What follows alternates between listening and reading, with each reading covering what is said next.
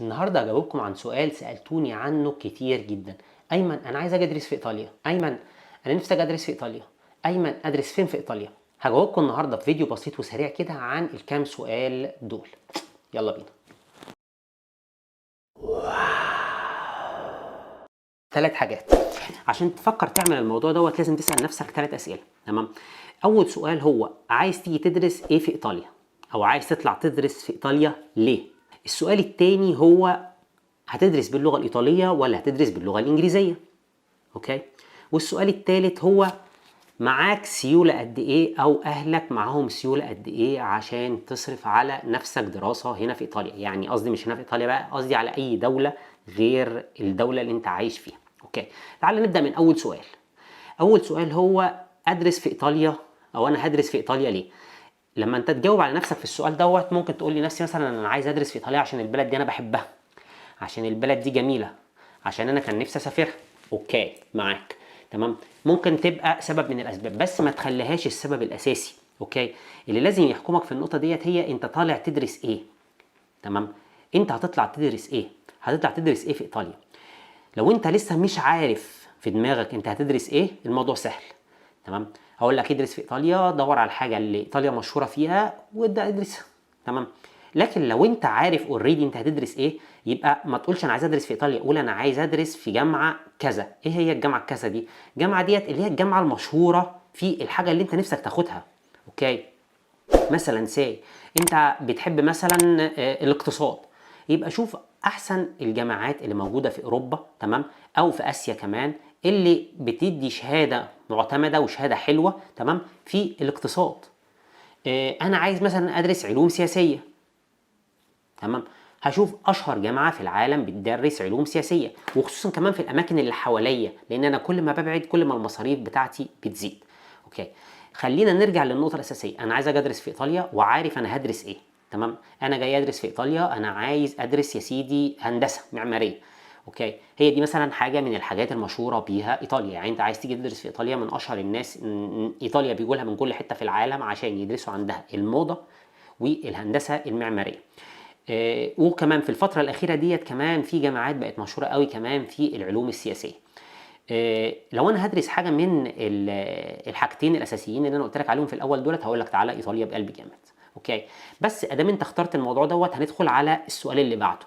أوكي. هتدرس بالإيطالي ولا بالإنجليزي؟ لأن الموضوع ده هيفرق جامد معاك في الاختيار كمان. لو أنت هتدرس بالإيطالي أوكي الموضوع معاك سهل، وحتى لو اللغه بتاعتك ضعيفه شويه شويه هتشد وهتتعلمها وكل حاجه. اوكي. وفي الحاله ديت كمان لما هتتخرج من ايطاليا ممكن تشتغل هنا. تمام. لكن لو انت بتقولي لا انا مش عايز ادرس بالايطالي انا هدرس بالانجليزي. اوكي. يبقى كده هندخل في حاجه ثانيه برضو لازم تفكر فيها. هدرس بالانجليزي معناها ان انا لو اتخرجت من هنا في ايطاليا مش هدور على شغل في ايطاليا، لان انت عشان تشتغل في ايطاليا لازم تكون بتتكلم ايطالي كويس. على الاقل لو احنا بنقول كده هتشتغل شغل مكاتب اللي هي حاجه من الحاجات اللي انا قلتها لكم في الاول، يبقى انت لازم تبقى اللغه بتاعتك بيرفكت بيرفكتو زي ما بيقولوا بالايطالي. ففي الحاله ديت ما انصحكش تدرس الحاجه اللي انت هتدرسها باللغه الانجليزي، لازم تدرس بالايطالي ولازم الايطالي بتاعك يكون قوي. لا يا ايمن انا هاخد الشهاده باللغه الانجليزيه وهطلع اشتغل بره، خلاص يبقى ما فيش مشكله.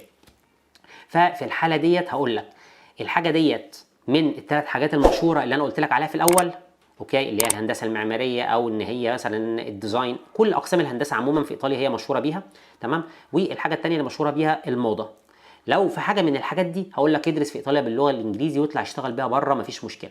لكن لو اي حاجه غير الحاجات ديت يعني مثلا اي حاجه تانية حقوق علوم سياسيه زي ما انا قلت لك اقتصاد اي حاجه من الحاجات دي ان في ايطاليا مش مشهوره بيها قوي. اوكي. هقول لك ايه بقى؟ هقول لك روح اي دوله بتتكلم انجلش هيبقى الموضوع بالنسبه لك اسهل.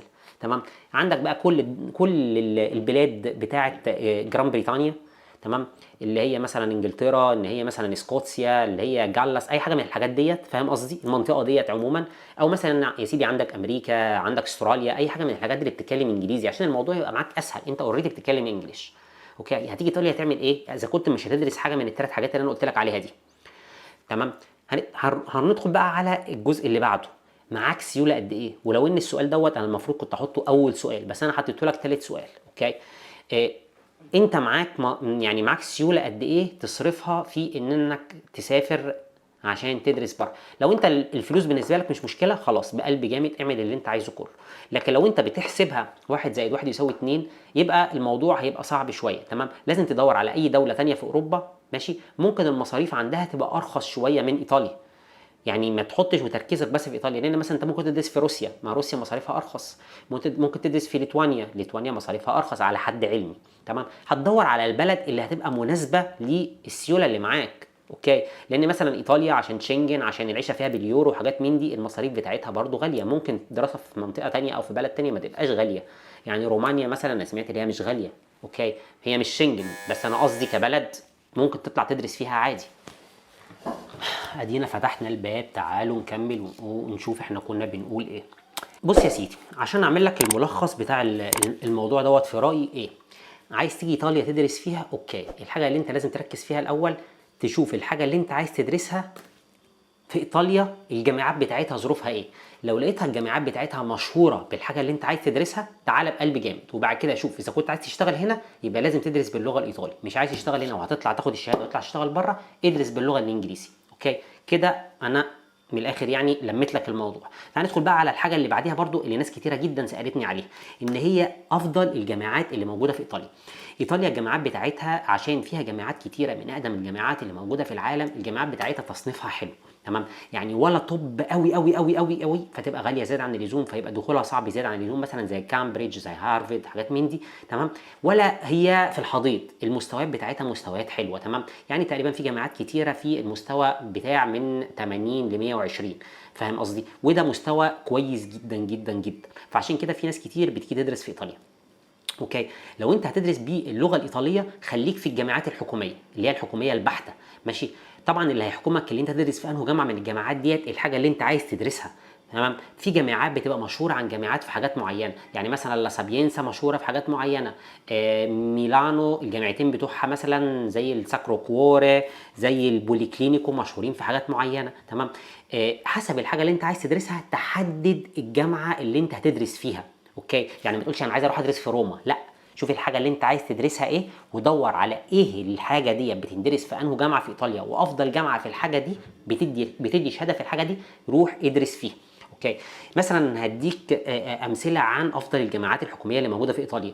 عندك اول جامعه خالص اللي هي البوليكلينيكو دي ميلانو، دي تعتبر من افضل الجامعات الحكوميه اللي موجوده في ايطاليا. تاني جامعه يا سيدي هي الجامعه بتاعه بولونيا، وخلي بالك دي اول جامعه اتنشأت في اوروبا بحالها، اللي هي اسمها الما ماستر بولونيا. تمام، ايه الجامعه الثالثه اللي هي سابينسا، الجامعه الرابعه اللي هي اليونيفرسيتات دي ميلانو، الجامعه الخامسه اللي هي بادوفا. انا كتبتهم في ورقه عشان ما انساش منهم حاجه. الجامعه اللي بعديها يا سيدي اللي هي الجامعه بتاعت بيزا، يونيفرسيتات دي بيزا. بعد كده عندك يونيفرسيتات دي تور فيرجادا، تور فيرجادا ديت جامعه من الجامعات بتاعت روما برضو. وبعد كده الجامعه بتاعت فيرنسا، الجامعه بتاعت ترينتو. فممكن نقول في المضمون غالبيه الجامعات اللي موجوده في ايطاليا جامعات حلوه ومصنفه في التصنيف العالمي، مصنفه تصنيف حلو. فاللي هيحكمك فيها زي ما قلت لك في الاول الحاجه اللي انت هتدرسها. اذا كنت انت هتدرس بالانجليزي ارشح لك جامعات خاصه. تمام، ما تاخدش في الجامعات الحكوميه عشان الدراسه فيها بالانجليزي مش حلوه قوي، وهي كده كده ما بتعملش كورسات بالانجليزي كتير. الجامعات اللي مشهوره خاصه في ايطاليا، اول جامعه مشهوره اسمها بوكوني، الجامعه ديت موجوده في ميلانو، والشهاده بتاعتها مشهوره جدا جدا جدا ومشهوره في العالم كله. خلي بالك هي غاليه شويتين ثلاثه.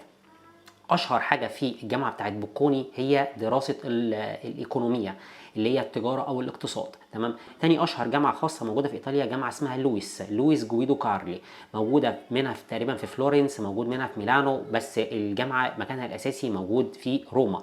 لو انت الفلوس بتاعتك مش قويه قوي ممكن تدرس في جامعه حكوميه في ايطاليا باللغه الانجليزيه. غالبيه الجامعات اللي بتعمل كورسات باللغه الانجليزيه هي بيروجا، جامعه بيروجا عشان مشهوره للاجانب، وجامعه سيينا، وجامعه بولونيا. تمام، اعتقد ان انا كده اكون لميت لك شويه او جاوبت لك شويه عن الاسئله اللي انا بتسالها كتير في الكومنتات او في الرسائل بتاعتي بتاعه انستجرام. الطريقه اللي انت ممكن تدور بيها على الجامعات او على الكورسات اللي انت عايز تدرسها انا قلتها كلها في الفيديو التاني، هحط لك اللينك بتاعه فوق اهوت، اسمه الدراسه في ايطاليا. تمام، في اللينك دوت فيه الطريقه اللي انت ممكن تقدم بيها، والطريقه اللي انت ممكن تدور بيها على الكورسات، والطريقه اللي انت ممكن تدور بيها على الكونتاكتس بتاعه الجامعات اللي موجوده في ايطاليا. لو انت مقتنع بحاجه اسعى عليها، لازم تسعى عليها بنفسك، ما تدورش على حد تاني يسعى لك على حاجه انت عايزها، اسعى عليها انت بنفسك عشان تعرف عنها كل حاجه.